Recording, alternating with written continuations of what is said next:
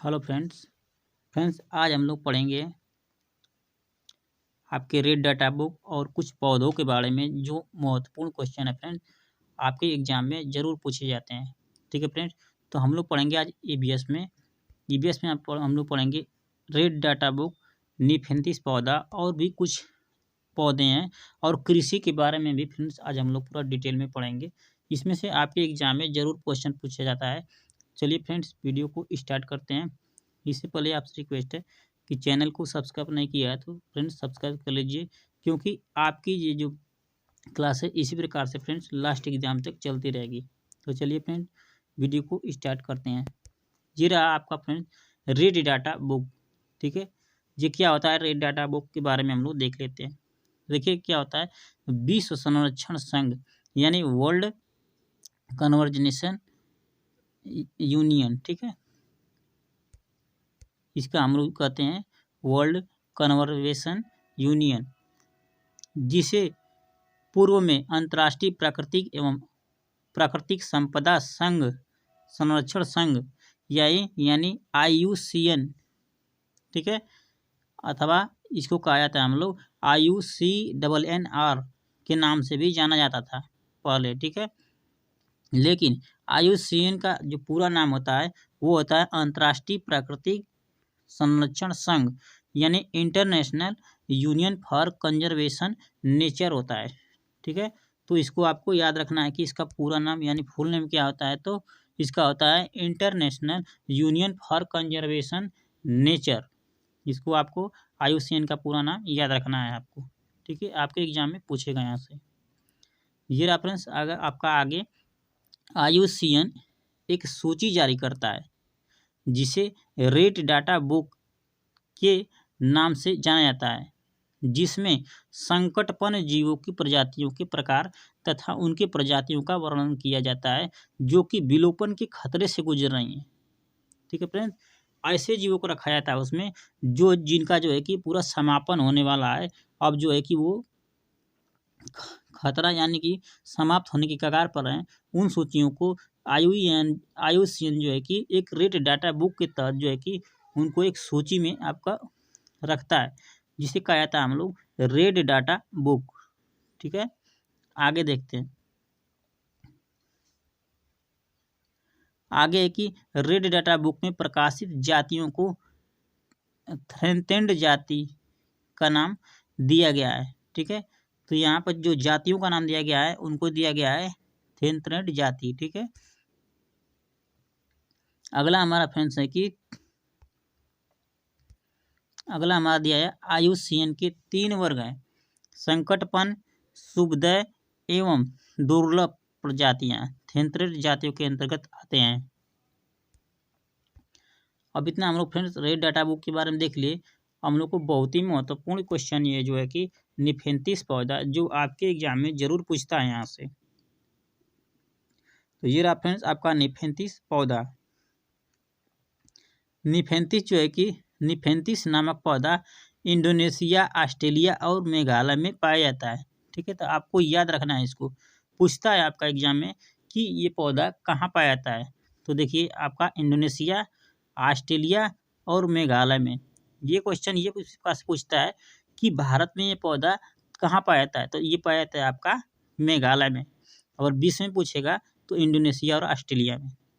ठीक है, अगला हमारा ये रहा कि यह पौधा कीड़े मकोड़े और छोटे जीवों का शिकार करता है।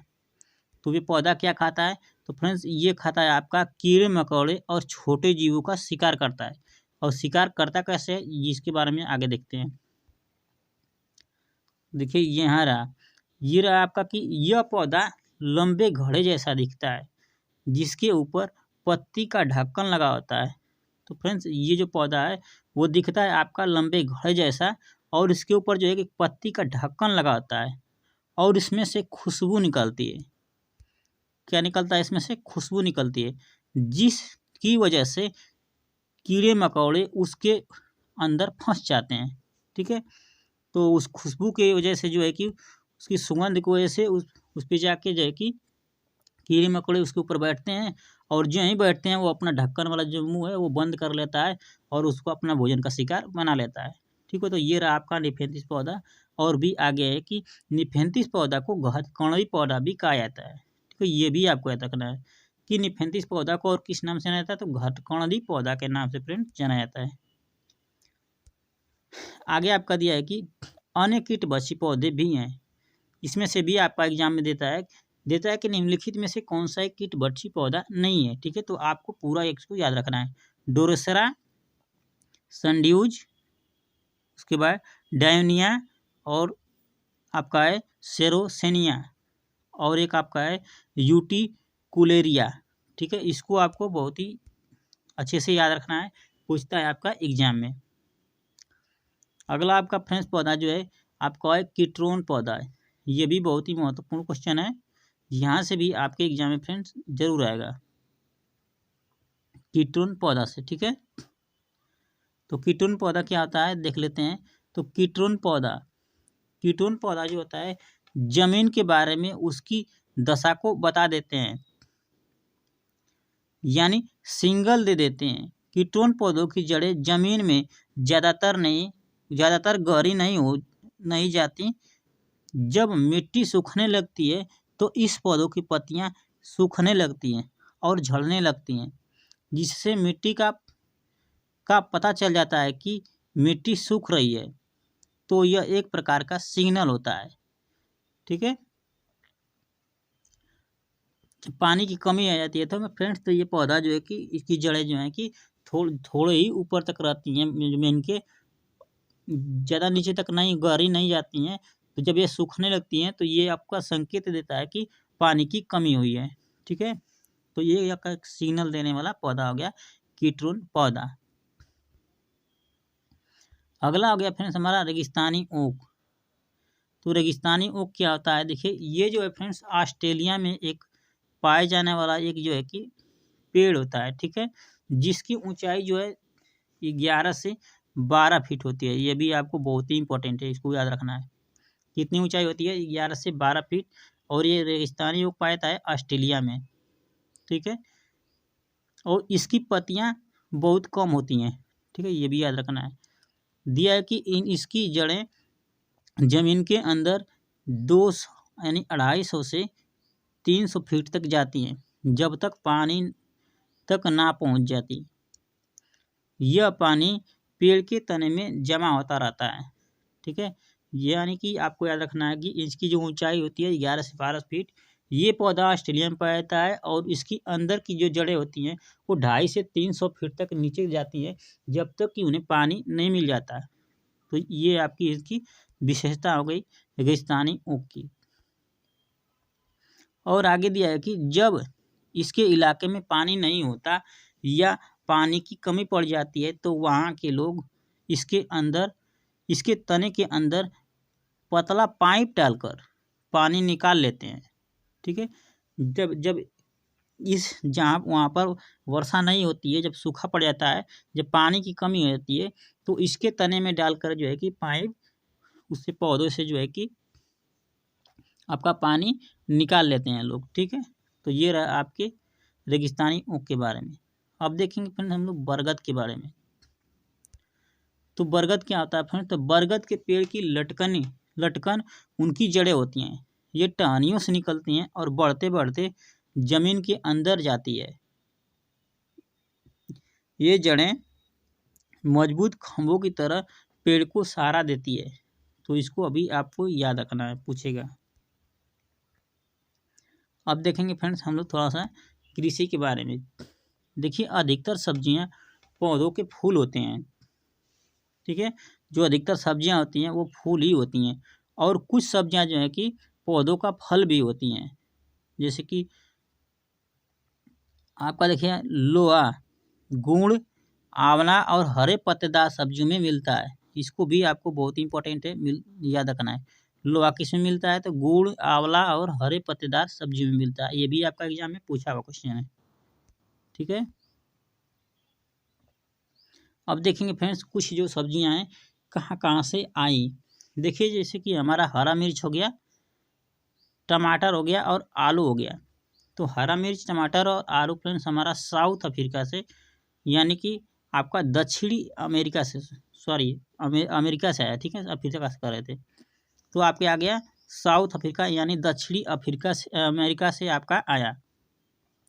अगला आपका है कि गोभी और मटर। तो फ्रेंड्स गोभी और मटर कहाँ से आई?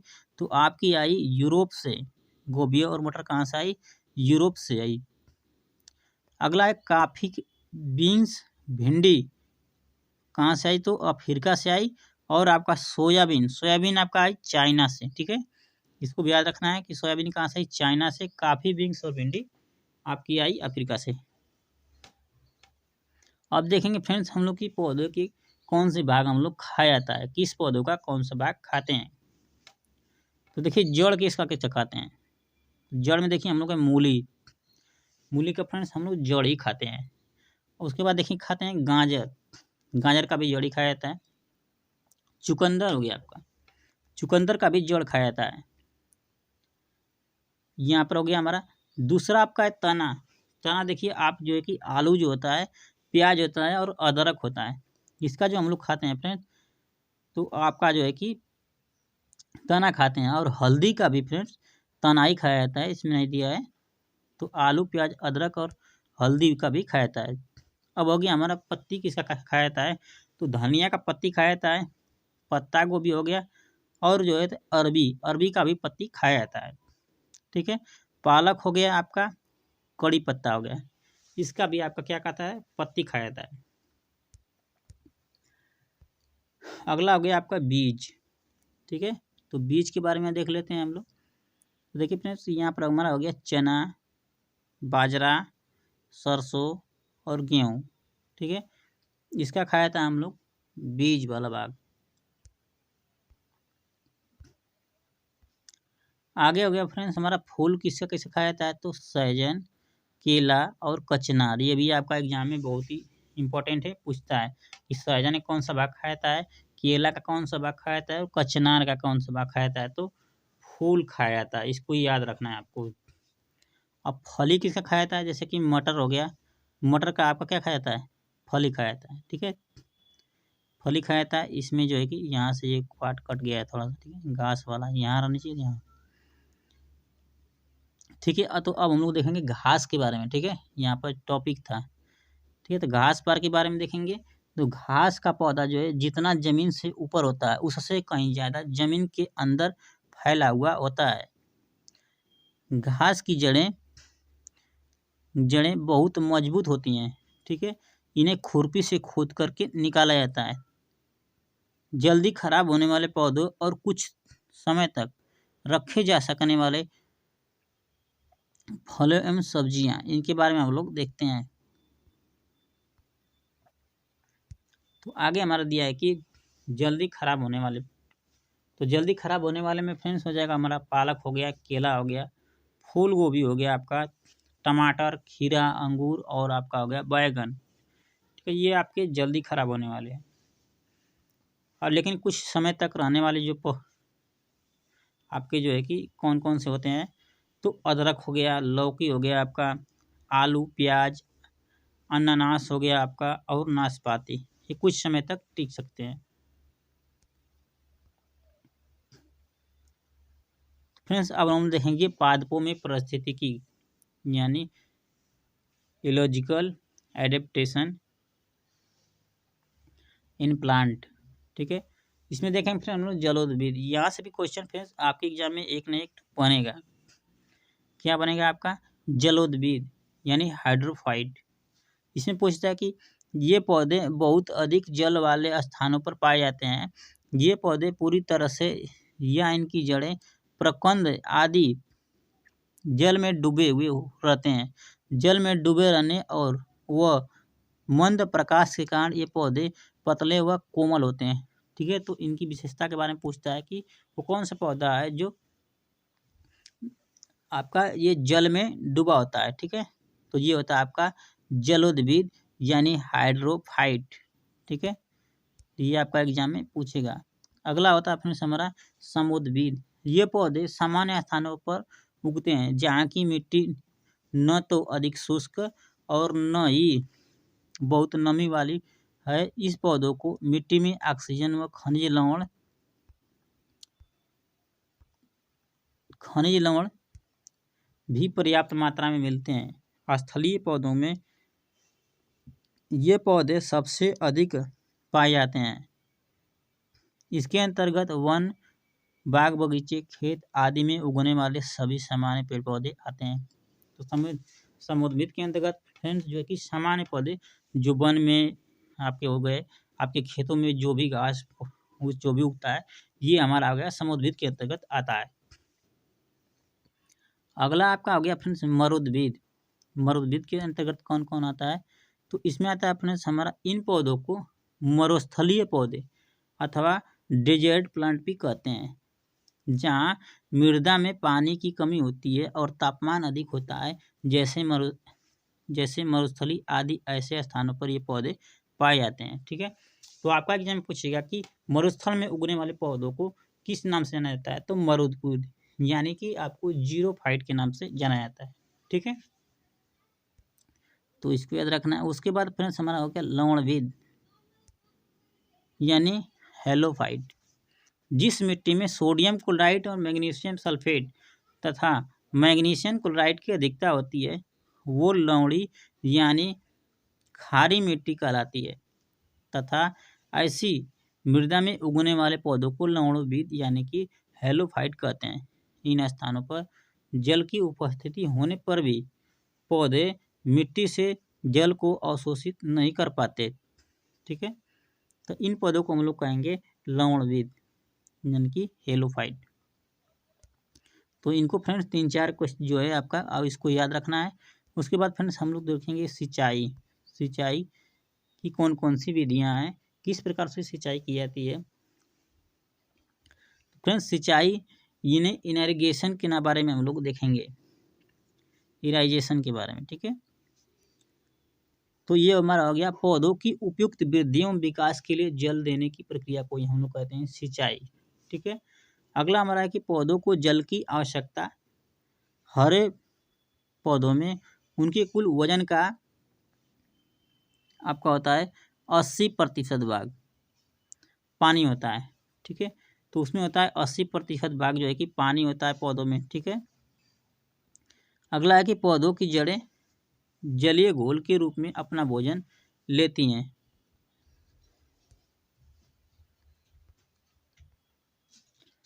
आगे है कि पौधों की सभी दैहिक क्रियाएं जल की सहायता से होती है। जड़ें जो पोषक तत्व मृदा से लेती है, उसे पत्तियों तक भेजना जल की उपस्थिति में ही होता है। ठीक है, यानी कि बिना जल के आपका जो है कि पौधा अपना भोजन नहीं बना पाता, उनको जल की आवश्यकता जरूर होती है। ठीक है, अगला प्रश्न सिंचाई की कौन कौन सी विधियां हैं। तो सिंचाई की विधियां देखते हैं हम लोग।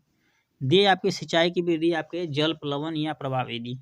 ठीक है, तो यह विधि खेत में पलेवा करने तथा धान की सिंचाई करने हेतु प्रयोग में लाई जाती है। तो इस विधि को हम लोग कहते हैं जल प्लवन विधि। अगला जो हमारा सिंचाई है फ्रेंड्स, वो है हमारी क्यारी विधि।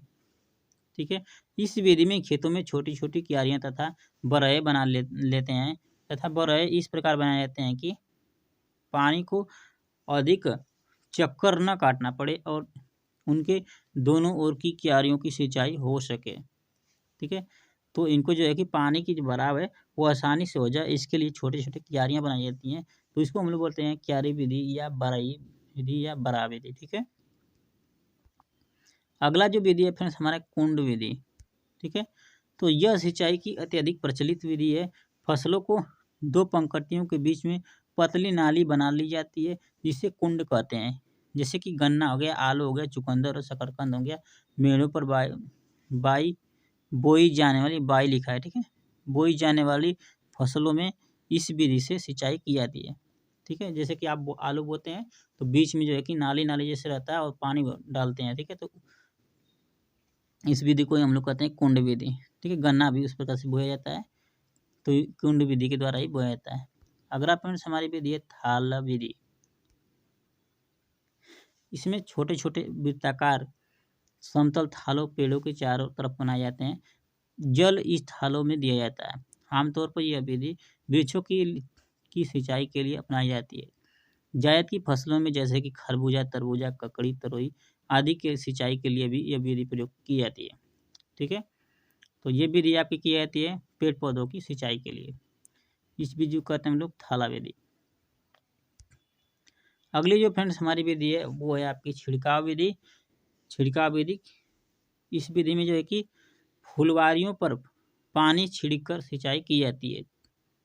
जिन क्षेत्रों में पानी की कमी होती है तथा भूमि समतल नहीं होती है वहाँ पर इस विधि का प्रयोग लाभदायक रहता है। ठीक है, तो इस विधि का प्रयोग कहाँ पर किया जाता है फ्रेंड्स? तो इसका किया जाता है जहाँ पर पानी की कमी होती है, बहुत नीचे तक पानी होता है, पानी की ज़्यादातर जो है कि कमी होती है, और जहाँ पर ज़मीन जो है कि उबड़ खाबड़ जैसे कि समतल नहीं होती है, पहाड़ी क्षेत्र हो गया आपका, तो वहाँ पर जो है कि आपका इस विधि का उपयोग किया जाता है छिड़काव विधि का। अगला फ्रेंड जो हमारी विधि है वो है ड्रिप विधि। ड्रिप यानी टपक सिंचाई। इस विधि में सिंचाई के जल को पौधों के जाड़े क्षेत्र में बूंद बूंद करके दिया जाता है। ठीक है, यानी उनके जो पौधे होते हैं पौधों की जाड़े, यहाँ पर लिखा है जड़ें होता है। ठीक है, जड़ों के क्षेत्र में जो है कि जाड़ा ही है। ठीक है, ठंडा के दिनों में उसका क्षेत्रों में बूंद बूंद करके दिया जाता है। इस विधि में वाष्पीकरण की क्रिया द्वारा जल हानि नहीं के बराबर होती है। यानी इसमें जो होता है फ्रेंड जल की कमी नहीं, जल जो होता है इसमें बचत होती है जल की। ठीक है, इस विधि में पीवीसी की पाइप लाइन खेतों में बिछाई जाती है। तो इस विधि में पाइप लाइन का प्रयोग किया जाता है जिसे बिछाकर जो है कि ड्रिप सिंचाई की जाती है। अगला हमारा है कि जड़ें पौधों को सहारा देती है तथा जड़ें जो है पौधों को सहारा देती है। अगला है कि जल तथा खनिजों को अवशोषित करती है। जिस मैदान में एक टीन बीज बोए जाते हैं उसे एक टीन जमीन बोलते हैं। कुछ पौधे बिना बोए खेतों में अपने आप उग जाते हैं जिन्हें हम लोग कहते हैं खरपतवार। इन्हें निकालना जरूरी होता है, नहीं तो सारा खाद और पानी यही ले लेती हैं और फसल कम होगी। ठीक है, तो इनको हमें निकालना बहुत ही जरूरी है, तो इनको कहते हैं हम लोग खरपतवार।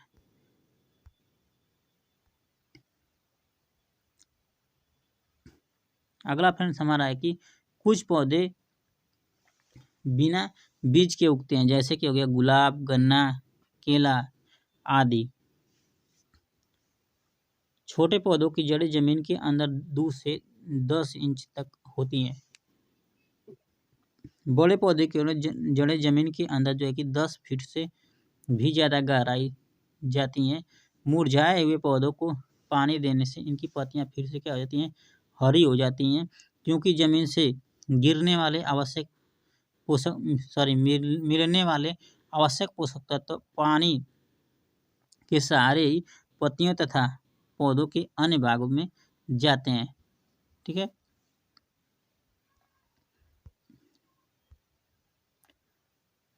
अगला हमारा हो गया कि पत्तियां पादप की खाद्य बैक्टीरिया हैं। जल एवं खनिज वाहिकाओं द्वारा पत्तियां तक पहुंचाए जाते हैं।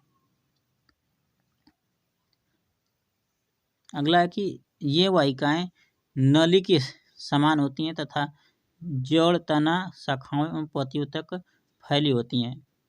अगला आपका दिया है कि पत्तियों में एक हरा वर्णक होता है जिसे क्लोरोफिल कहते हैं। ठीक है, आपको कहते हैं हरा वर्णक को क्लोरोफिल। अगला फ्रेंड्स आपका दिया है कि क्लोरोफिल सूर्य के प्रकाश की ऊर्जा का संग्रहण करने में पत्ती की सहायता करता है। इस ऊर्जा का उपयोग जल एवं कार्बन डाइऑक्साइड से खाद्य संश्लेषण में होता है, क्योंकि खाद्य संश्लेषण सूर्य के प्रकाश की उपस्थिति में होता है, इसलिए इसे हम कहते हैं प्रकाश संश्लेषण। अगला हो गया फ्रेंड्स हमारा कि पत्तियों द्वारा सौर ऊर्जा संग्रहित की जाती है, पादप में खाद्य के रूप में संचित हो जाती है। अगला जो फ्रेंड्स विधि हमारी है वो है झूम खेती, झूम खेती क्या होती है, इसके बारे में हम लोग अभी देखेंगे। तो देखिए फ्रेंड, झूम खेती का एक बिल्कुल अलग तरीका है। एक फसल काटने के बाद जमीन को कुछ साल तक ऐसे ही छोड़ देते हैं, उसमें खेती नहीं करते हैं। इस जगह जो बांस या जंगल उग जाते हैं उसे उखाड़ते नहीं, बस गिराकर जला देते हैं। यानी उसको जो है कि उखाड़ते नहीं है, गिराकर जो है कि उसको जला दिया जाता है। यह राख जमीन में खाद का काम करती है। जमीन को जलाते हुए आसपास के पेड़ न जलें, जंगलों को नुकसान न पहुंचे, इसका भी ध्यान रखना पड़ता है। फिर जब इस जमीन में खेती की बारी आती है तो जमीन को जोता नहीं जाता, मिट्टी को हल्के से हिलाकर बीज छिड़क देते हैं। अगला आपका दिया है कि ऐसे एक ही खेत में अलग अलग तरह के बीज जैसे कि मकई, सब्जियां, मिर्च और चावल बोए जाते हैं। ठीक है, तो इसमें एक ही खेत में जो है कई प्रकार के बीज उसमें बो दिए जाते हैं। अगला आपका दिया है कि फसल के समय भी अनचाही घास और घास को उखाड़ते नहीं हैं, उन्हें गिरा देते हैं ताकि वे जमीन की मिट्टी में मिल जाए, इसे भी जमीन उपजाऊ बनती है। अगला आपका दिया है कि स्थानांतरित खेती। ठीक है, स्थानांतरित खेती या झूम खेती उत्तरी पूर्वी पर्वतीय तथा आदिवासी क्षेत्रों में की जाती है।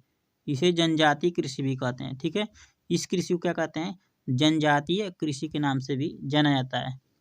ठीक है, कुडुक जो है कि झारखंड की एक आदिवासी जनजाति है। कुडुक भाषा में जंगल को कहते हैं हम लोग तोरांग। ठीक है, जंगल को क्या कहते हैं, तोरांग, कुडुक भाषा में। अब देखेंगे फ्रेंड्स हम लोग जंगल के बारे में। तो देखिए आपका जंगल के बारे में हम लोग देखते हैं कि जंगल अधिकार कानून 2007 के अनुसार जो लोग 25 साल से जंगल में एक जगह रह रहे हैं तो यह कानून उन्हें अधिकार देता है कि वह इस जगह पर जो चाहे वह उगा सकते हैं, उन्हें हटाया नहीं जाएगा। ठीक है, तो ये आपका हो गया जंगल अधिकार कानून 2007।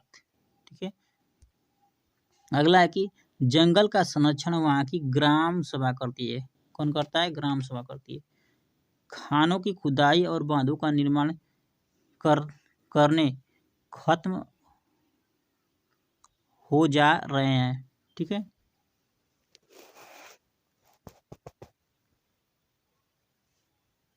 अगला आपका दिया है कृषि के बारे में हम लोग थोड़ा सा देखेंगे। दिया है कि कृषि एक क्या है, प्राथमिक क्रिया है। कृषि एक प्राथमिक क्रिया है।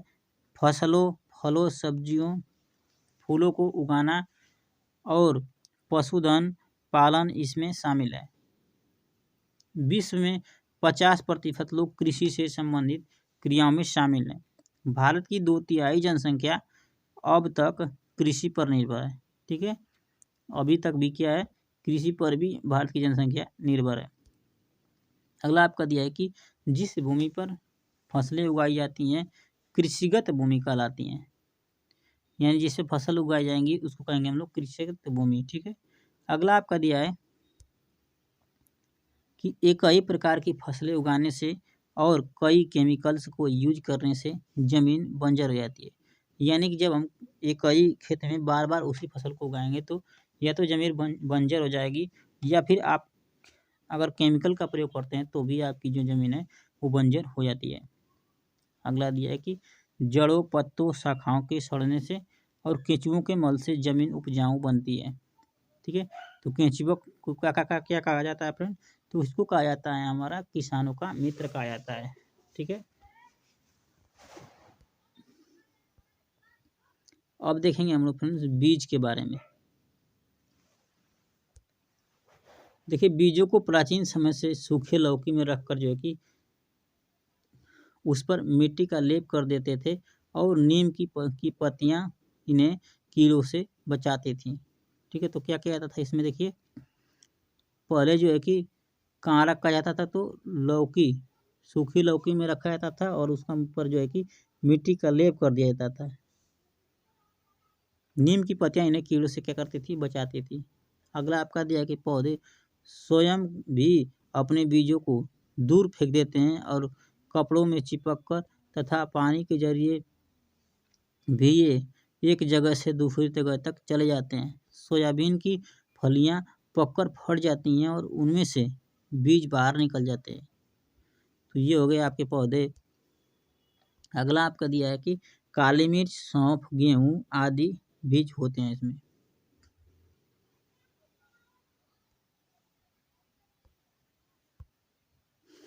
अगला होगा हमारा फ्रेंड्स ये रहा कि नाशपाती, भिंडी, करेला, खीरा, टमाटर, चीकू आदि में बीज होता है। मिट्टी में क्या होता है, मिट्टी में गोबर मिलाने से मिट्टी में कीड़ा नहीं लगते थे।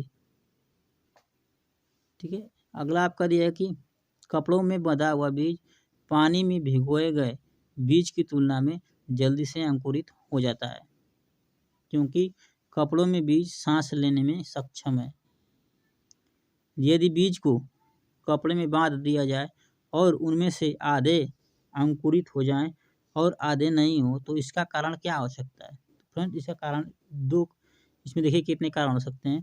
तो इसमें या तो क्षतिग्रस्त होंगे बीज, और दूसरा है कि बीज बीच में से टूट गए, या फिर बीज में कीड़े लग चुके थे। ये 3 कारण हो सकते हैं आपके।